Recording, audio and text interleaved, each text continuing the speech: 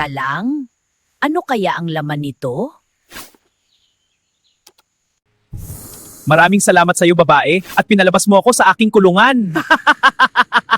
Sino ka? Bakit nanggaling ka sa silid ng bote? Isa ka bang anghel o demonyo? Nako, hindi ako anghel o isang demonyo. Isa akong genie. At dahil pinalabas mo ako dyan, bibigyan kita ng reward, babae. Ganun ba? Nakakatakot ka naman. Ano naman ho ang ibibigay mo sa akin na reward? Bibigyan kita ng isang kahilingan, babae. Bakit isa lang? Sa pagkakaalam ko, 3 yun. Hindi ba 3 kahilingan yun? Isa lang muna ang kaya ko ngayon, babae. Nagkasakit ako kaya pagbutihin mo. Sabihin mo na ang isa mong kahilingan, babae. Ganon? Sige, matagal ko nang gusto ito, Genie, kaya ang kahilingan ko ay ang maging pinakamagandang babae sa balat ng lupa. Ano, Genie? Maganda na ba ako? Hindi babae. Bakit hindi, Genie?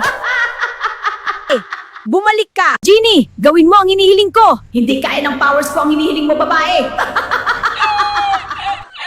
Wala kang silbi, Genie ka! Sa susunod na lang, babae. Huwag ka nang babalik!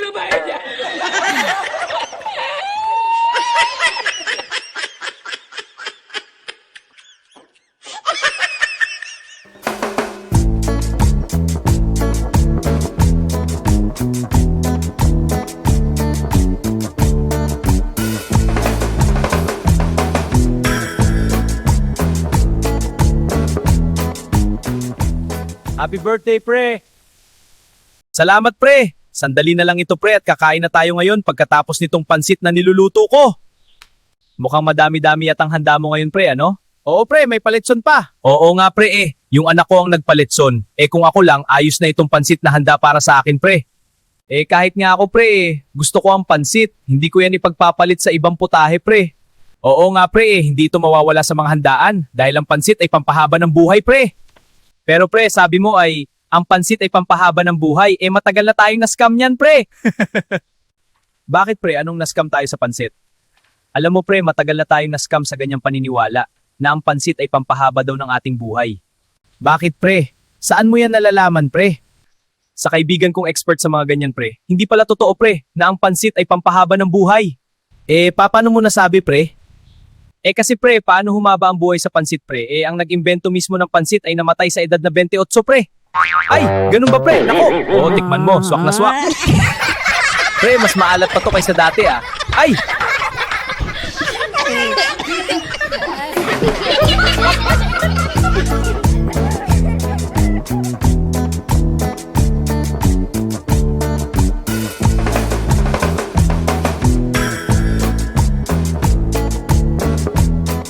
Naku, Mare, ano ba ang ginawa ng mga pulis dyan sa tapat ng bahay kina Maring Ising, Mare? Sa pagkakaalam ko, Mare, pinatay daw ni Kumaring Ising si Paring Damian, Mare, kaya may mga pulis dyan sa tapat. Ganun ba, Mare?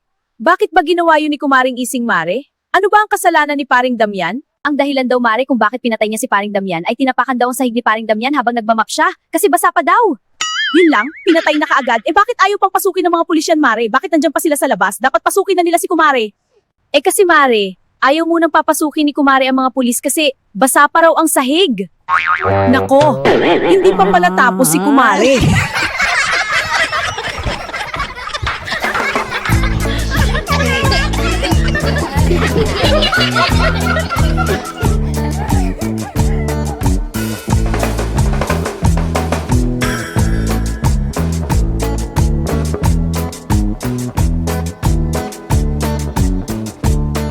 Papa, may itatanong lang po ako. Sige, anak, ano yun? Papa, totoo po ba ang kapre? Alam mo, Jason, sa makabagong panahon ngayon, wala nang kapre, kaya hindi totoo na may kapre, anak. Ganun ba, Papa? Pero kahapon, may pumasok na kapre sa kwarto niyo, Papa. Hay nako sa'yo, Jason. Hindi nga totoo ang kapre, anak. Huwag kang magpaniwala sa kapre na yan. Pero Papa, dinig na dinig ng dalawa kong tenga, pinapasok ni Mama ang kapre sa kwarto niyo. Hay nako, Jason. Baka narinig mo lang yan sa radyo natin. Tumigil ka na nga, Jason. Totoo talaga, Papa. Naririnig ko talaga si Mama. Sabi pa nga ni Mama kahapon, halika, nandito ako sa kwarto. Pasok ka, pre. Ganun! Hayop ka, pre!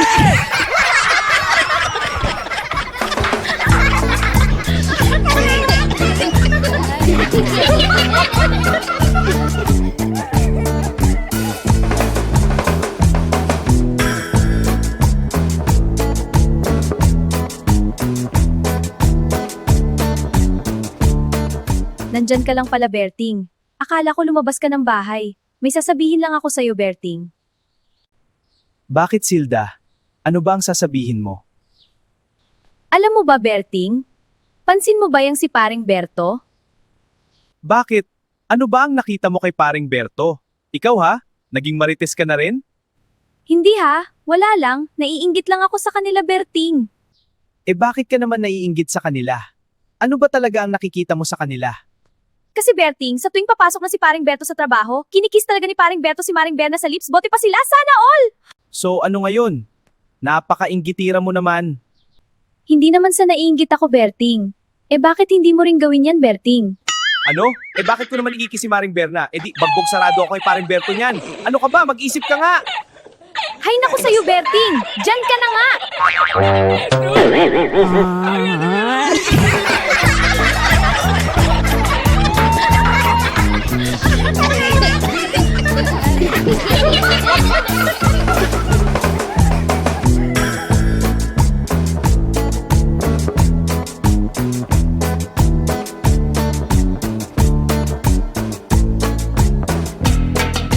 O anak, balita ko, may bago ka na raw girlfriend ngayon. Ano ang pangalan niya, anak?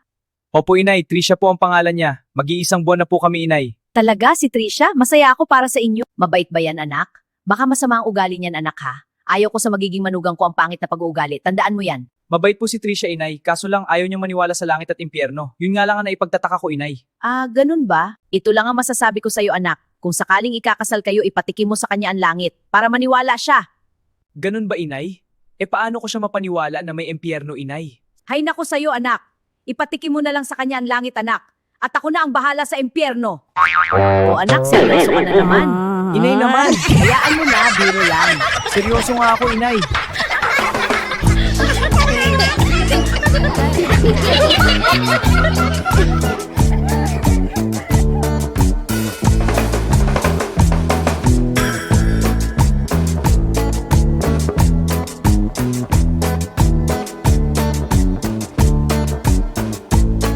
Yes, bossing.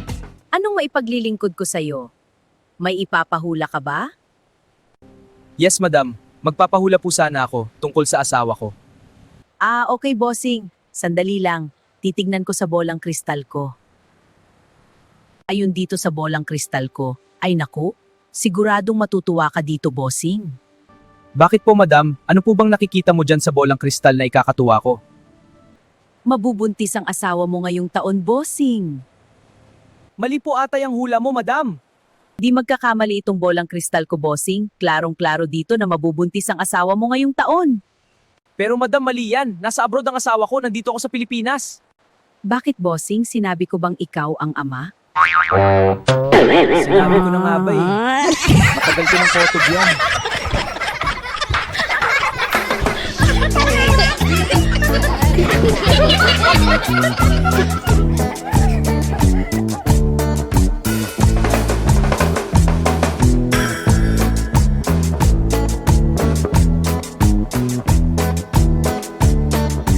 Nako, Inday! Ang dami na ng mga langaw na nakapasok sa bahay. Paulit-ulit na lang tayo, Inday. Di ba sabi ko sa'yo na wag mong pabayaang nakabukas palagi ang pintuan? Opo, ma'am.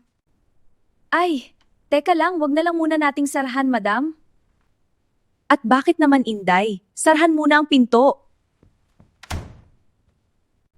Ay, wag na lang muna nating isara, madam. Baka hindi na makalabas ang mga langaw. Ah, ganun.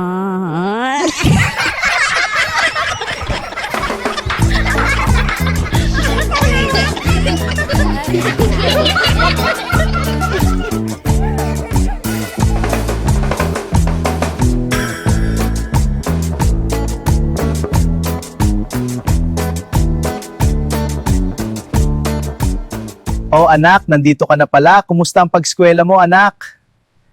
Di ba, Papa, sinabi mo kanina sa akin na kapag papasa ako sa exam namin, bibigyan mo ako ng 500 peso?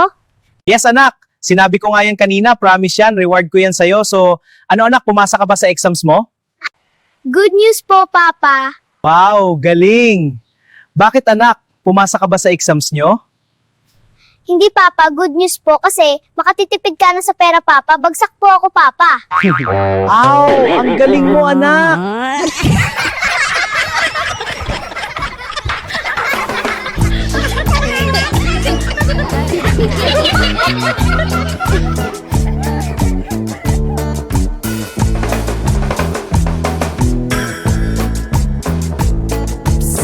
Hoy, pangit!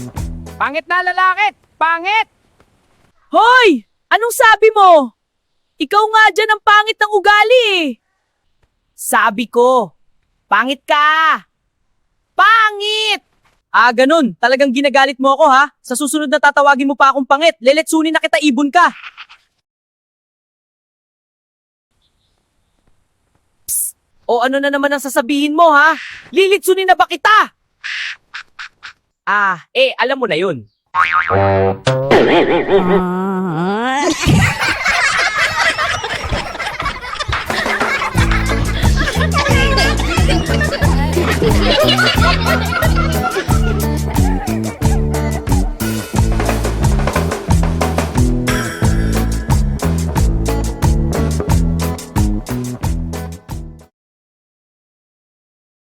Ano ba tong toothpick nyo, Brad?